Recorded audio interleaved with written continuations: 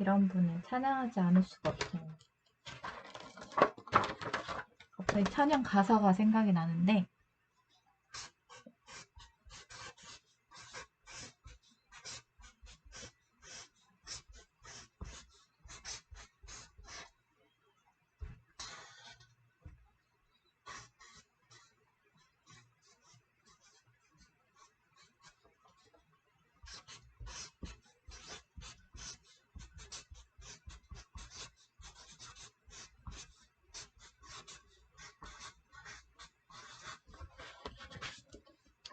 이 찬양, 살아계신 주 살아계신 주 나의 참된 소망, 걱정 근심 전혀 없네.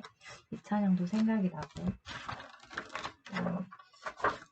제가 찬송가 통독을 했는데 생각보다 찬송가를 많이 모르더라고요. 근데 이제 옛날 찬미예술을 많이 했었던 것 같고, 아니면은 CCM을 많이 불렀던 것 같아요. 네, 정말 가사가 좋더라고요.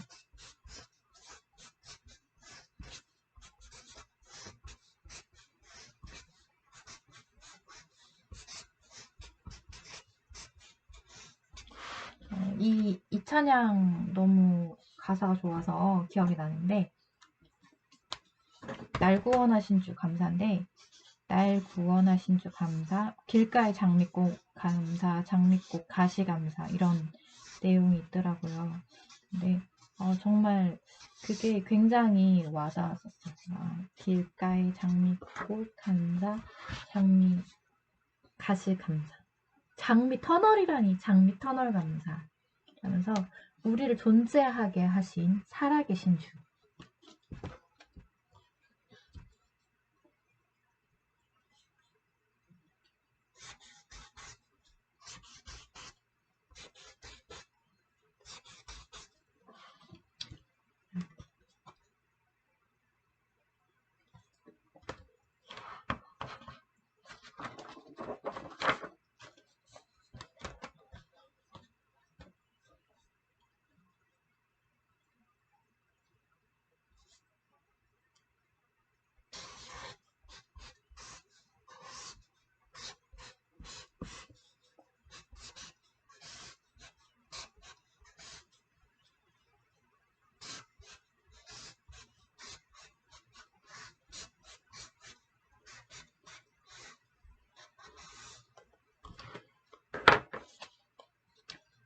예수 다시 사셨네.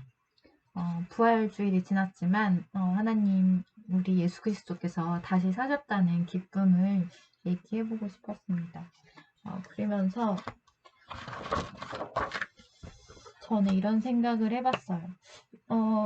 크리스천들도 아니 믿지 않다가 믿게 되었거나, 여러 가지 이제 인간으로 살아가면서 기도를 하고 신앙생활을 하거나, 아니면 신앙이라는 게 없다가 생겼거나, 여러 사람들 사이에서 생각하게 되는 것들이 있을 것 같아요. 뭐 사회적 현장, 재난,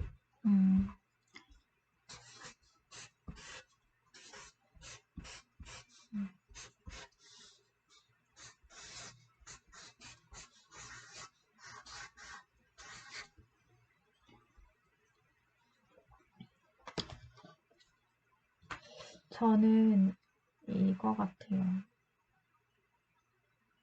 그러니까 그리스도,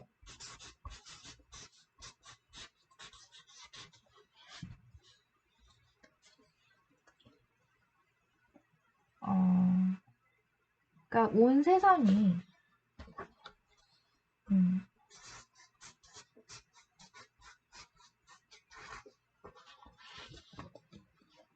그래서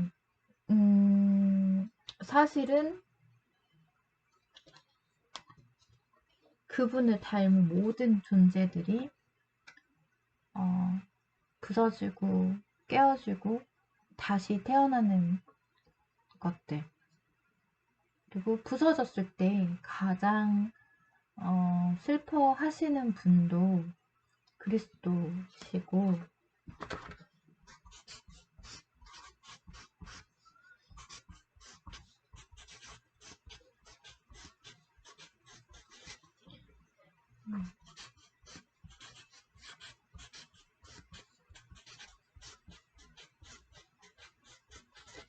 우리가 병들었을 때 뭐 배가 아프면 배를 갈라서 뭐 어떻게 해야지 살아날 수 있잖아. 수술을 하거나 아니면 암에 걸렸을 때 암세포를 드러내야 되거나 그랬을 때 고통이 따르잖아요. 주사를 뭐 맞는다거나 아니면 수술을 한다거나 어쨌든 간에 그 과정이 아프고 또 산산조각 난 것을 진짜 아프단 말이에요. 그리고 또 집에 막 벌레들이 가득 차 있어. 그러면 어쩔 수 없이 그거를 전부 다 박멸을 해야 되잖아요. 그랬을 때 막 방역을 해야겠죠. 그래야지만 그 공간이 숨을 쉴 수가 있으니까. 그랬을 때 아니면 이 모든 것들이 그렇게 이제 병들어 갔을 때는 어떤 방법을 통해서든 치료하시고 치유하시고 깨었다가 부수어졌다가 다시 새롭게 거듭나게 하시는 분이 그리스도시기 때문에 사실은 어떻게 반대로 말하자면 굉장히 무서우신 분으로 느껴질 수도 있겠지만 강아지가 동물병원에 갔을 때 수의사가 강아지를 이렇게 수술하려고 할 때 강아지가 의사가 메스를 들고 있어서 자기를 치료한다는 사실을 아는 강아지도 있겠지만 모르는 강아지도 있겠죠. 왜냐면 무서운 거야. 나를 위협하는 인간들이 아닌가라고 생각을 하겠죠.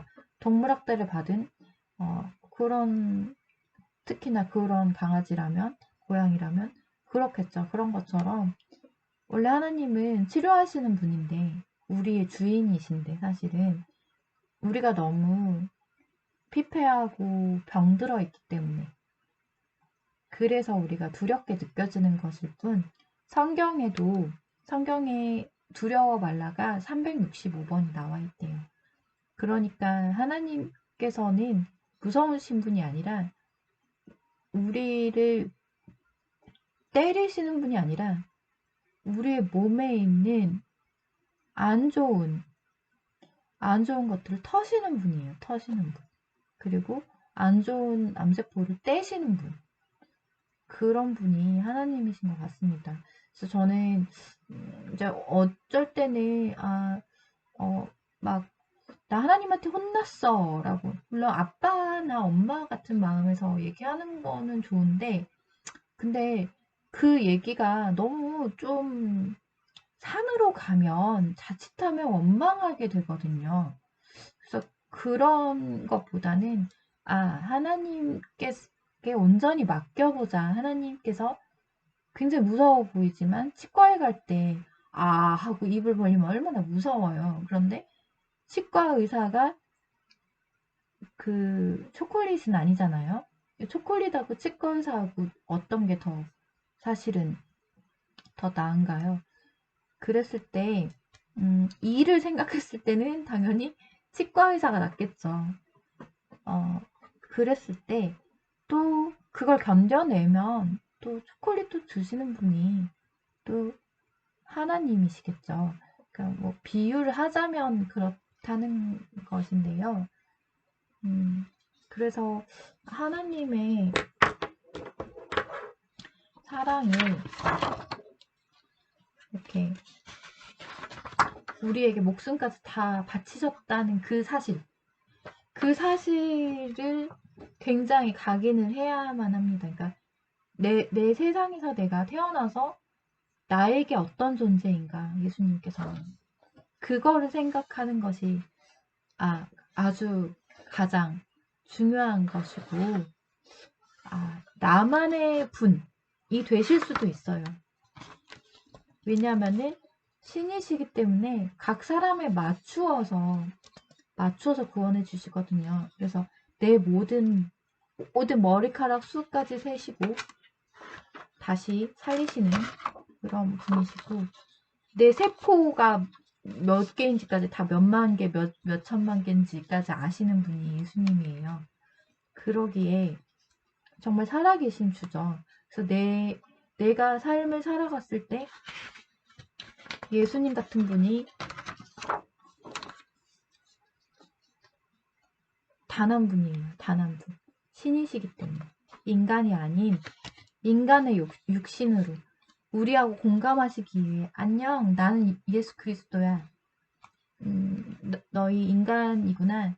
너희는 모태 엄마에게서 낳아서 아기 때부터 커서 삶을 살았지 라고 말하고 권위가 없으신 분이시죠.